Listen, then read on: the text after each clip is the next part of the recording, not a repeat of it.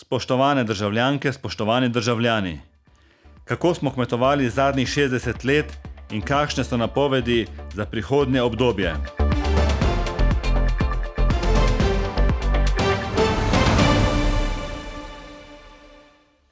Dobrodošli v Evropskih stoječih novicah.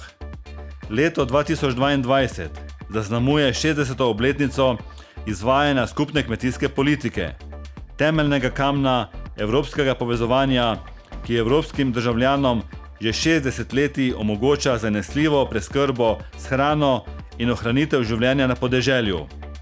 Skupna kmetijska politika se je oblikovala zato, da bi ljudem omogočila dobro in cenovno dostopno hrano in da bi kmetovalci lahko zaslužili za dostojno življenje.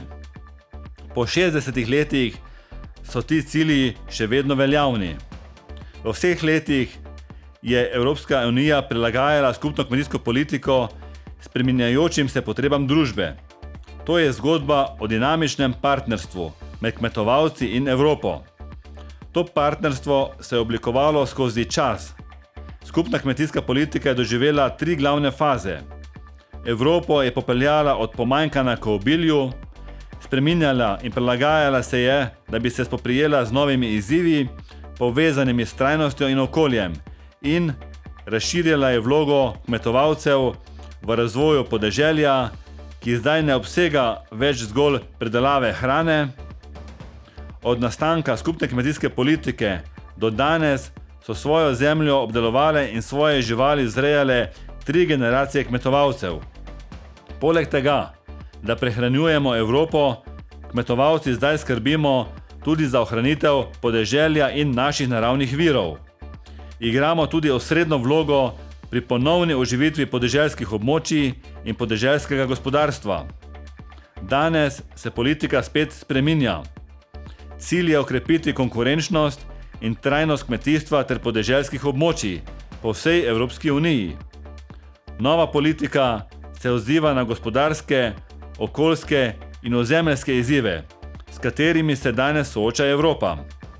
Zadnje obdobje, ko se kmetje srečujemo z novimi izzivi, ko se v zelo kratkem času in obdobju spreminjajo okoliščine, v katerih moramo gospodariti.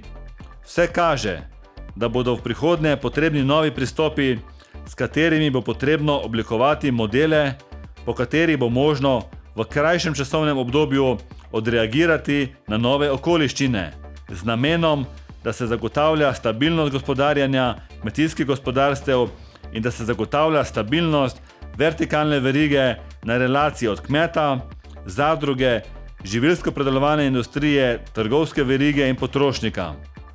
Ker situacija postaja vedno bolj nepredvidljiva, kot kaže, bomo tudi kmetje morali slediti prilagajanju na aktualne razmere in smo zaradi svojega obstoja primorani zmanjševati stroške in posledično določenih kmetijskih opravil ne bomo več izvajali, kar bo dolgoročno bistveno vplivalo na količino in kvaliteto pridelane hrane in samooskrbe v Sloveniji in Evropi.